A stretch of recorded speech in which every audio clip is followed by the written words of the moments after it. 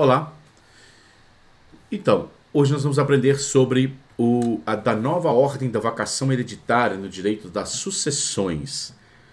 Tirarmos as dúvidas e vemos como fazemos as partilhas e conforme o regime de casamento. Quando não há o regime de casamento porque é solteiro, então, como é feito a divisão dos bens com os seus colaterais. Muito bem.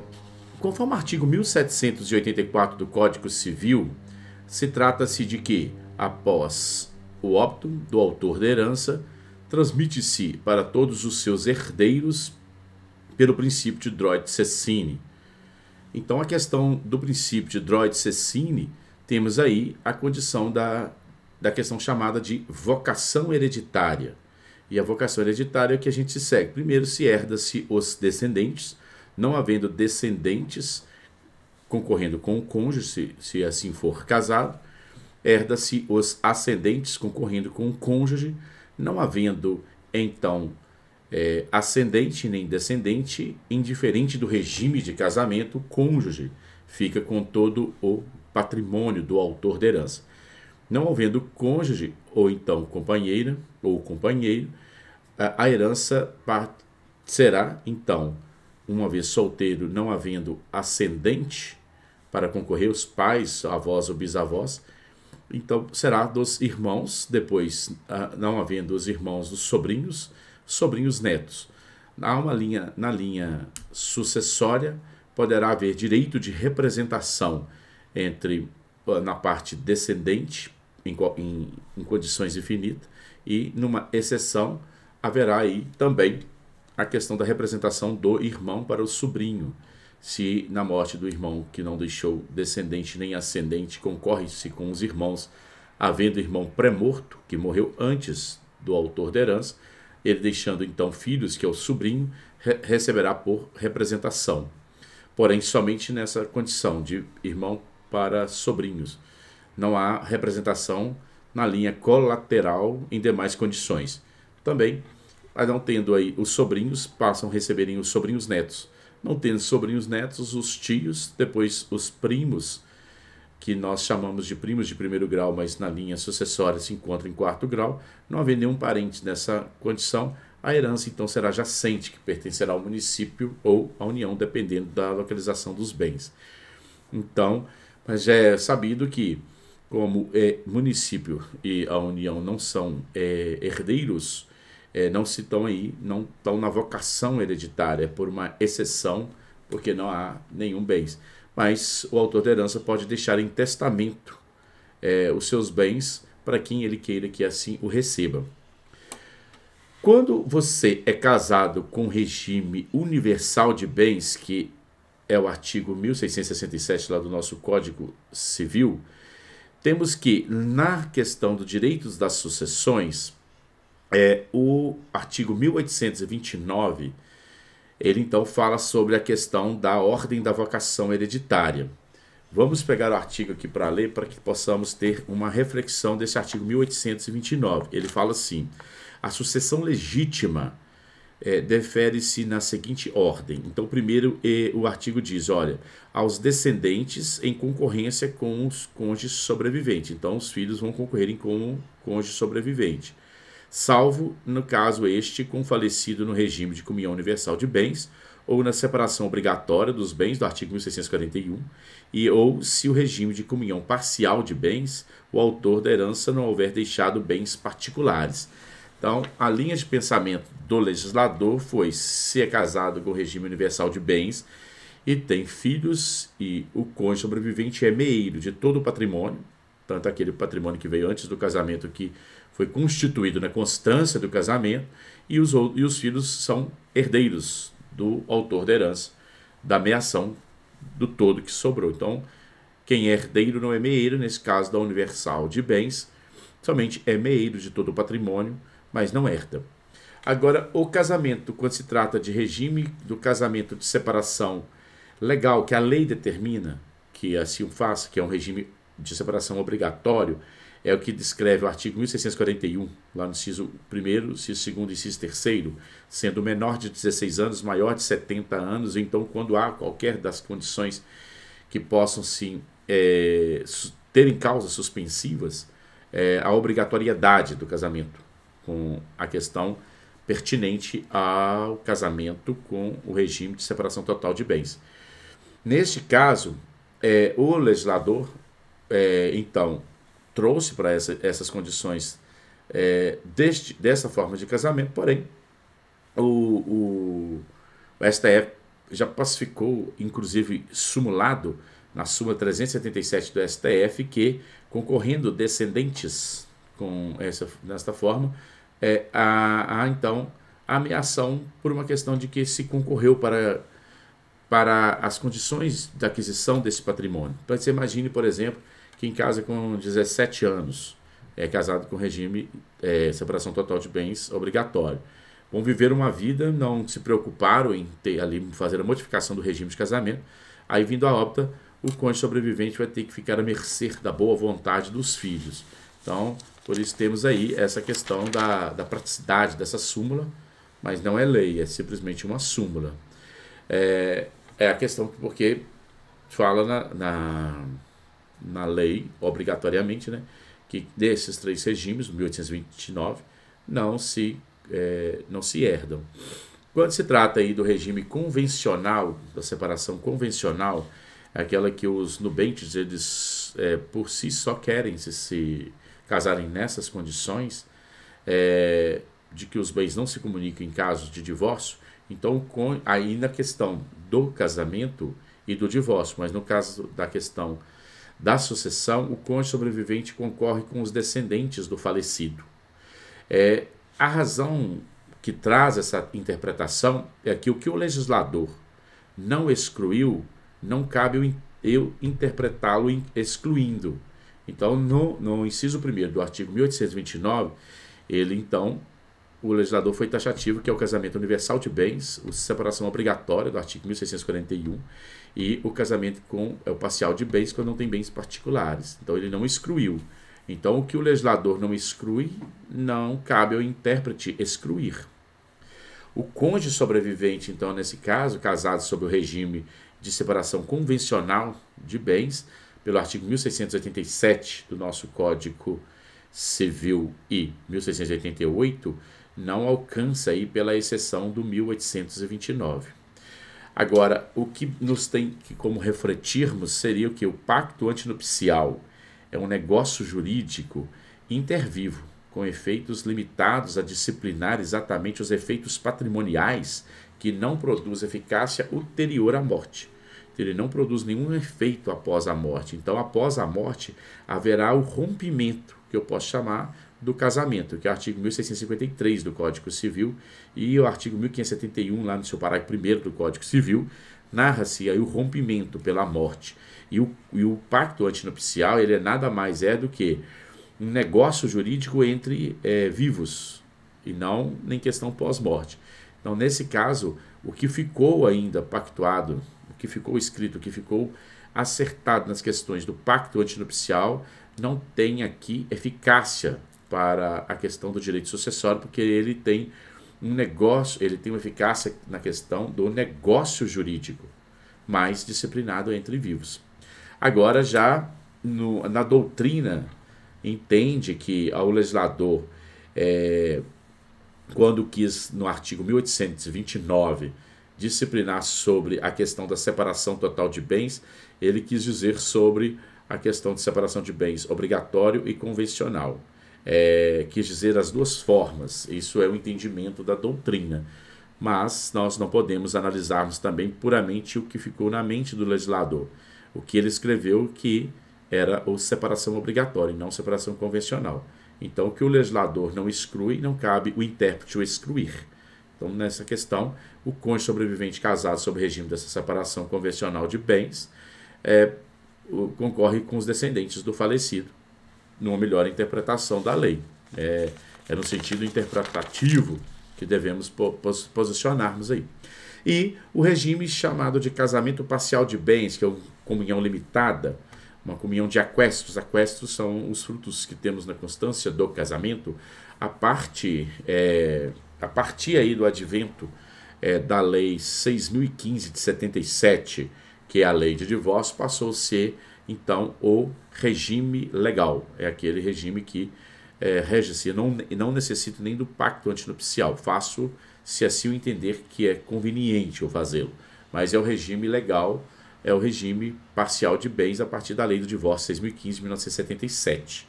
Então esse tipo de casamento na questão do direito sucessório, primeiro tem uma linha de pensamento que a gente tem sobre os bens que não se participam na constância do casamento para eu entender a questão sucessória. Então não se comunica na constância do casamento as doações que um cônjuge recebe separadamente do outro, a herança que um cônjuge recebe separadamente de outro, é o que narra lá os artigos 1661, 1659 do Código Civil. Aí bens a títulos gratuitos, subrogados, também não se comunicam na questão do casamento, que é o artigo 1659, inciso 1º do nosso Código Civil. Também os bens particulares, aqueles que o cônjuge trouxe antes de casar, antes do casamento, ele já era proprietário deste referido bem, também não se comunica. E os bens personalíssimos, aqueles bens que são de usos pessoais, não se comunicam. Isso, na constância do casamento, esses bens não se comunicam. Porquanto, os bens que se comunicam são bens dos aquestos, aqueles que constituíram na constância do casamento, e os bens de aquestos atípicos, por exemplo, uma doação que recebe em conjunto, os dois recebem essa doação, herança, testamento, que eles possam receber em conjunto. Então faz aí um testamento recebido por ambos. Então isso aí é uma questão peculiar, atípica, que esses bens vão se comunicar. Benfeitorias realizadas em bens particulares, então, antes de casar o cônjuge tinha um apartamento na zona sul do Rio de Janeiro, pois posteriormente casado fez uma grande reforma, a melhoria e as benfeitorias se comunicam, e os frutos cíveis dos bens particulares ou comum se comunicam. Então, o cônjuge, antes de casar, tem um apartamento em São Paulo. Esse apartamento alugado rende aí R$10.000 por mês. A renda que esse apartamento teve, pôde-se adquirir aí um outro apartamento na cidade de Belo Horizonte. Este apartamento se comunica. Os frutos cíveis dos bens particulares se comunicam na constância do casamento. Vindo à questão do direito sucessório, então nós temos 4 correntes para interpretarmos esta questão do direito sucessório, quando se casa aí com o casamento no regime parcial de bens. Então, primeiro, imagine a seguinte situação. João, casado com a Maria, teve 2 filhos, Gabriel e Pedro. Então, 2 filhos que João e Maria tiveram. Só um instante. 2 filhos que tiveram Gabriel e Pedro. João e Maria tiveram 2 filhos, Gabriel e Pedro. Aquisição de um apartamento somente na constância do casamento. No óbito de João, Maria é meeira, tem 50% deste apartamento, os outros 50% vão pertencer a 25% a Gabriel e 25% Pedro. Hiper tranquilo, é a primeira corrente. Dos bens particulares, Maria é herdeira. Então, imagine outra situação. Na constância do casamento, João adquiriu um apartamento na cidade de Belo Horizonte. E antes de casar com Maria, ele já tinha uma casa de campo na cidade de Moeda, que é uma cidade próxima de Belo Horizonte. Era um sítio onde todos os finais de semana eles iam passar. Eles já tinham isso, ele já tinha esse sítio. Posteriormente à morte de João, para a primeira corrente, o apartamento, ela tem 50% desse apartamento e os 2 filhos, Gabriel e Pedro, cada um 25%. E deste sítio que ele já tinha antes de casar, que a gente tem como bem particular, ela herda junto com os filhos. Então ela é herdeira juntos com os filhos de Gabriel, Pedro e Maria, dividem para 3. Esse é o pensamento, a forma, essa é a interpretação da primeira corrente doutrinária sobre a partilha de bens quando casado com a questão dos bens do regime parcial de bens. A segunda corrente, que é a corrente majoritária, predominante, tem interpretação diferenciada da primeira corrente. Então, a segunda corrente, que é a predominante no STJ, e também nos tribunais de justiça pelo princípio da igualdade dos julgamentos a partir principalmente do nosso Código de Processo Civil de 2015, então somente os descendentes herdam os bens particulares. Então, dessa linha de pensamento que nós tínhamos como exemplo, João e Maria eram casados, tiveram 2 filhos, Gabriel e Pedro. A segunda corrente, a predominante, o imóvel, sítio que se encontra na cidade de Moeda, seriam exclusivamente dos 2 filhos. O cônjuge sobrevivente não herda. Ele é meeiro do bem particular, mas não é herdeiro do bem. Desculpa, ele é meeiro do bem comum, tá? Perdão.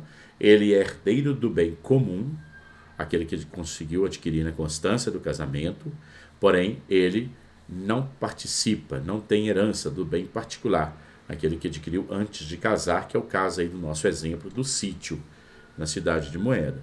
Então, a referida corrente aí entende que o inciso 1º do artigo 1829 só assegura ao cônjuge sobrevivente o direito de concorrência com os descendentes do autor da herança quando casados no regime de separação convencional, parcial, participação final nos aquestos. Então, convencional e o participação final nos aquestos, aí sim o falecido tem direito ao bem comum e concorre com os bens particulares. Então, para esta corrente, para concorrerem com os bens particulares, então o cônjuge deveria ter sido casado com a separação convencional, a separação total convencional ou com a participação final nos aquestos, mas não quando casados com o regime parcial de bens, em razão de que o que não está ali escrito, não está ali exposto, não poderemos fazermos conclusões.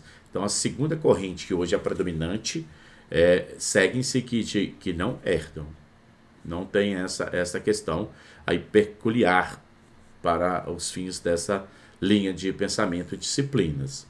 Então, se fosse a segunda corrente, entende peculiarmente que só se fosse casado com separação convencional ou o regime de participação final nos aquestos. Correto?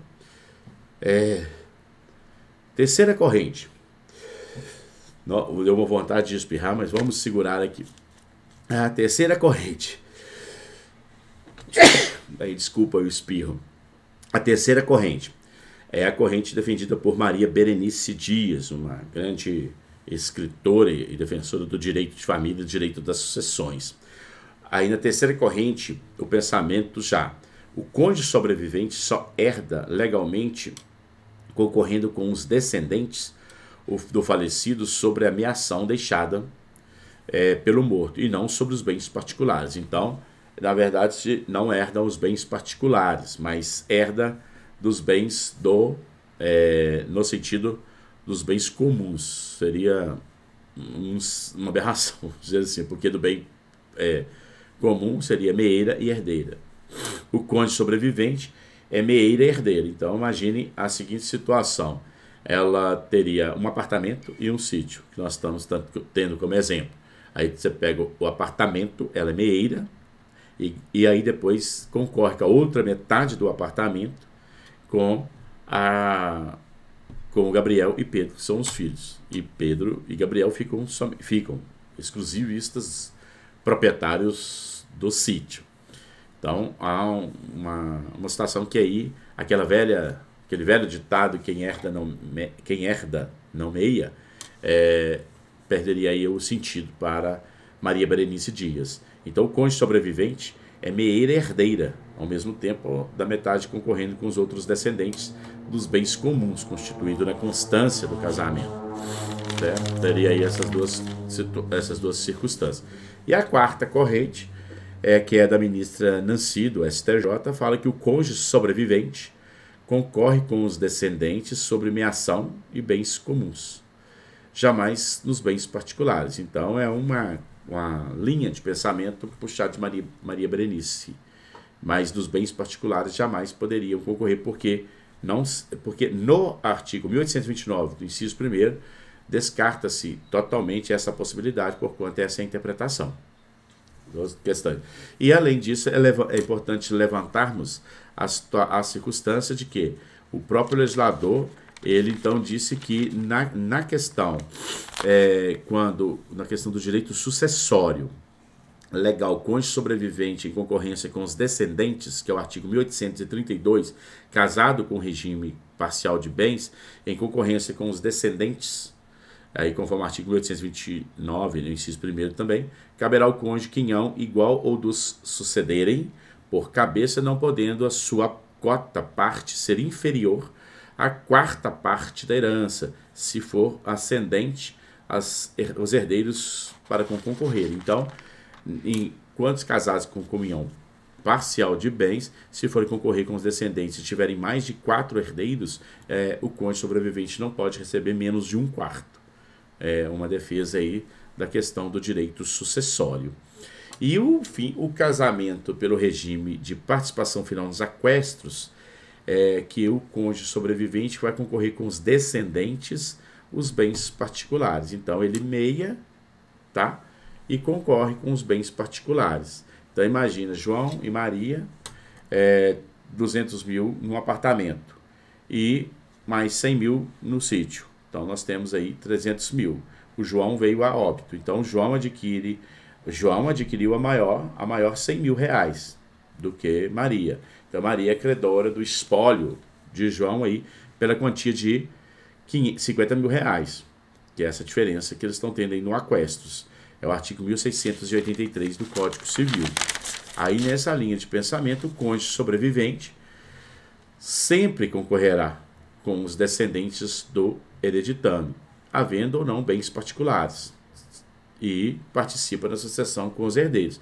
Então, na verdade, o que nós podemos ter como reflexão quando casa com o regime participação final nos aquestos, quando se trata aí da questão do direito sucessório, na sua dissolução, acaba-se por conceder mais vantagem ao cônjuge sobrevivente do que teria casado no regime parcial ou universal de bens, razão que há acúmulo entre meação e sobre o aquesto, e concorrência na herança, numa questão que sobre os mesmos bens com os descendentes.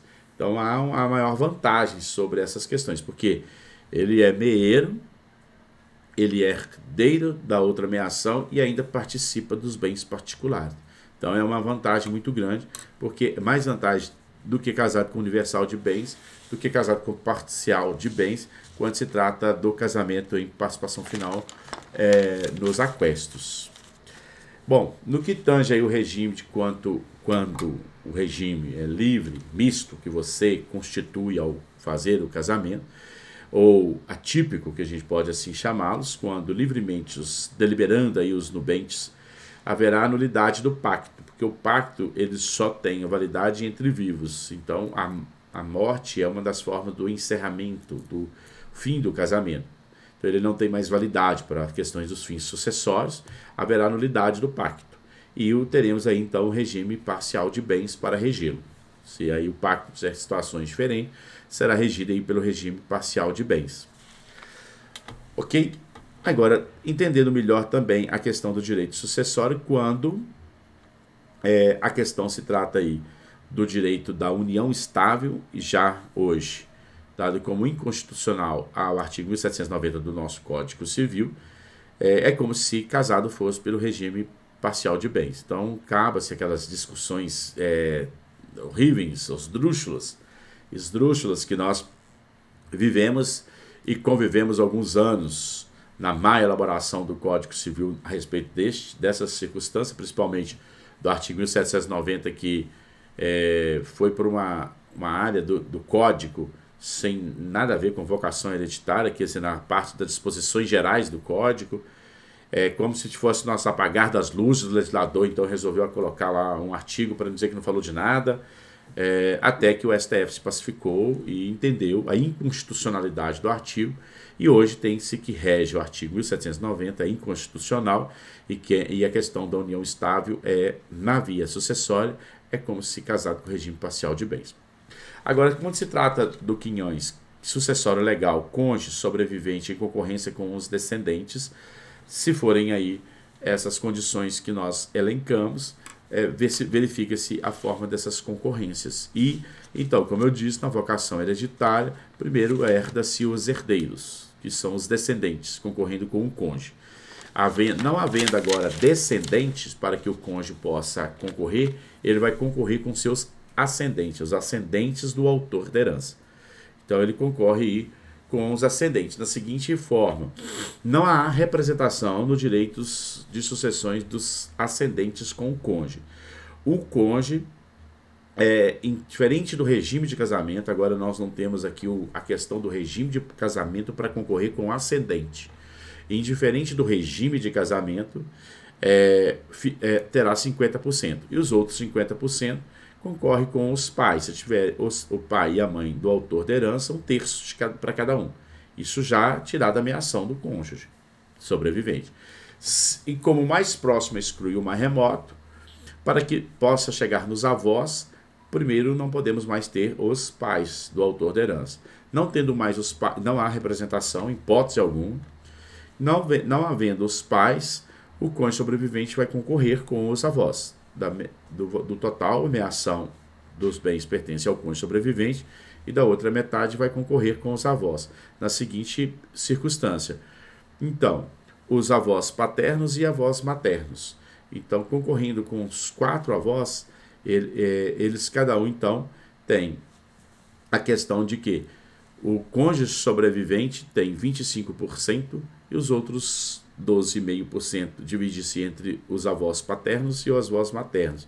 E aí, se tiverem só um avô paterno e os avós maternos, o avô paterno não precisa de subdividir, porque são em linhas transversais, e assim, da mesma forma, acontecerá-se com o bisavô, se não tiverem mais os avós. Não havendo aí, tanto para os fins do direito sucessório, quaisquer regime de casamento, como também a união estável, não havendo descendente, não havendo ascendente, o cônjuge sobrevivente, então, totaliza todo o patrimônio para o cônjuge sobrevivente, não chegando nos colaterais. Que os colaterais são os irmãos, os sobrinhos netos, tios e os primos, e os tios avós. Não chegam neles, em razão de que todo o patrimônio será aí preenchido, entregue ao cônjuge sobrevivente. Então é importante ainda refletirmos de que, conforme o artigo 10 da Lei de Introdução às Normas do Direito Brasileiro, a sucessão de bens estrangeiros situados no país será regulada pela lei brasileira, com benefício ao cônjuge ou filhos brasileiros ou de quem os represente, sempre que não seja favorável à lei favorável à lei da pessoa do decurso. Então, é sabido que, se tiver imóveis no Brasil, rege-se pela lei brasileira, o divórcio foi pela lei brasileira. Agora, em razões de que, também tendo bens, porquanto a lei estrangeira poderá ser favorável, então aqui melhor seja favorável é que será assim aplicada. Então ele vai dar um exemplo. Imagina um finado português e domiciliado em Portugal, vamos dizer, ele na cidade de Coimbra, tem bens aqui no Brasil, um patrimônio aqui no Brasil, na cidade de Belo Horizonte. Sem descendentes, não há descendente, e o cônjuge é brasileiro ou brasileira, e os pais deles são vivos. Então teria que concorrer nessa linha de metade e mais 1/3 para cada um, daquela outra metade, 1/3 para cada um. Porém, nesse caso, 2/3 para o cônjuge no Brasil e a outra parte deles para os pais, porque o Código Civil Português, no artigo 2142, inciso 1º do Código Civil Português, fala que desta outra metade não seria 1/3 para cada um, seria 2/3 para o cônjuge sobrevivente brasileiro, no caso, e o restante para os pais. Neste caso, eu vou me aplicar à lei portuguesa. Ela é mais interessante, mais favorável. Então, e às vezes, quando se trata de pessoas com nacionalidade não brasileira, havendo patrimônio no Brasil, verifica-se aí a questão do Código Civil do país, da origem do finado, para melhor interpretação, se deverá ser em favor do cônjuge sobrevivente à lei brasileira ou não. Aí a sucessão do cônjuge sobrevivente, sem descendente, sem ascendente, vai recolher aí toda a herança. É o artigo 1798 e 1845. Não havendo nem descendente nem ascendente, então recolhe todo o patrimônio. Recolhe todo esse patrimônio para o cônjuge sobrevivente. Então o Código Civil ele não admite exclusão de herança, mediante testamento ao cônjuge. Não admite o que a gente chama de errepção. Então não admite, tendo o cônjuge hoje, que o cônjuge é o herdeiro necessário, por testamento, o autor da herança exclui o cônjuge sobrevivente da herança. Então o Código Civil ele não admite a exclusão da herança mediante testamento do cônjuge, pois ele é herdeiro necessário, então não pode ser excluído dessa forma, dessa natureza. Não admite o que a gente chama de errepção. Errepção não é permitido no Código Civil. E o artigo 1850 do Código Civil admite a questão de errepção aos herdeiros colaterais, pois colaterais não são herdeiros necessários, são herdeiros legítimos, mas não são herdeiros necessários. Então, uma forma de você excluir seus herdeiros colaterais, que é o que a gente chama de errepção, é fazendo testamento para uma só pessoa, aquela que você entende que é merecedor do seu patrimônio. Os outros estão excluídos automaticamente, intrinsecamente já estão excluídos. Uma importante situação para nós refletirmos seria o que? Em sede de casamento inválido, se ocorreu óbito, nulidade, anulabilidade, como forma artigo 1549 e 1563 do Código Civil, a demanda deverá prosseguir, perfeito, para apurar a boa-fé do cônjuge sobrevivente, pois se trata aí talvez de um casamento putativo. Então, nesse caso, teria o direito sucessório. Não sei, aí eu teria que verificar. Então, em sede de casamento inválido, se correr o óbito aí no momento em que está a questão ou da discussão da validade ou não do casamento, para nulidade ou anulabilidade desse casamento, a demanda aí deverá prosseguir para apurar a boa-fé do cônjuge sobrevivente, porque aí se tratarmos, por exemplo, de um casamento putativo, onde que o cônjuge não tinha conhecimento se o outro era casado ou fatos quaisquer dessa natureza, não pode também fazê-lo a perder o direito sucessório. Isso porque a sentença de boa-fé que temos não retroagiria, aí o artigo 1563 do Código Civil, a eficácia dela seria ex nunc, e aí uma garantia da herança para o cônjuge sobrevivente que estava de boa-fé. É nesse sentido que pauta-se essa linha aí de pensamento. E a concorrência entre cônjuge sobrevivente e companheiros sobrevivente. Então eu tenho cônjuge sobrevivente e companheiras sobrevivente, quer dizer, tivemos duas pessoas que conviviam, aí desde que a morte não estava separado há mais de 2 anos, aí é possível ainda concorrer. Então, se estava separado, mas não estava separado mais de 2 anos, aí há a questão aí do direito para se concorrer, e separar de fato há mais de 2 anos, porém não seja por sua culpa, é o artigo 1830. Então, quando difícil você explicar a questão de culpa em casamento. Então, nós temos 2 situações, para o cônjuge sobrevivente concorrer com a companheira no direito sucessório, se não tiver mais de 2 anos que estejam separados de fato. E se tiver mais de 2 anos separados de fato, eu preciso de verificar a culpa de quem fez essa separação. Quão difícil também você analisar questões de culpa aí numa questão de um mundo de hoje. Agora, pelo artigo 1830, admite concorrência com a companheira. Então, a companheira recebe e o cônjuge sobrevivente também recebe. Mas precisa de comprovar aí a situação de separação de fato. Agora, se fosse essa companheira fosse meramente concubina, que a gente tem aí no popular como amante, que o cônjuge estava vivendo naturalmente com a sua esposa e tinha uma concubina, aí essa concubina não tem direito nenhum, a menos que venha tratar de alguns fatos nas varas civil, mas não na questão do direitos sucessórios, tá certo? Do direito sucessório. E a sucessão dos ascendentes, que é o artigo 1836, parágrafo 1º, na classe dos ascendentes, o grau mais próximo exclui o mais remoto, sem distinção de linhas.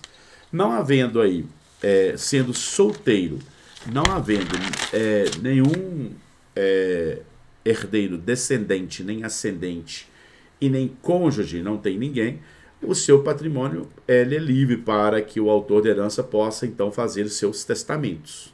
Fazer o testamento para deixar para quem a entenda, que melhor possa recebê-lo. Se ele não deixou o testamento, eu sigo a linha sucessória, de que primeiro vão para os irmãos, e podendo ter a representação nessa condição, quando se trata de irmão pré-morto, o sobrinho recebe por representação. Aí há a representação do sobrinho. Não havendo irmãos, vão para os sobrinhos. Não havendo sobrinhos, vão para os sobrinhos netos. Agora, não há representação entre sobrinho e sobrinho neto mais. Não há, o legislador não amparou. Não havendo sobrinho neto, vão para os tios. Não tendo tio, vão para os primos. Não havendo primo, a herança é jacente. Abre-se aí a questão da herança jacente, depois a herança vacante, até passar para o erário. Muito bem.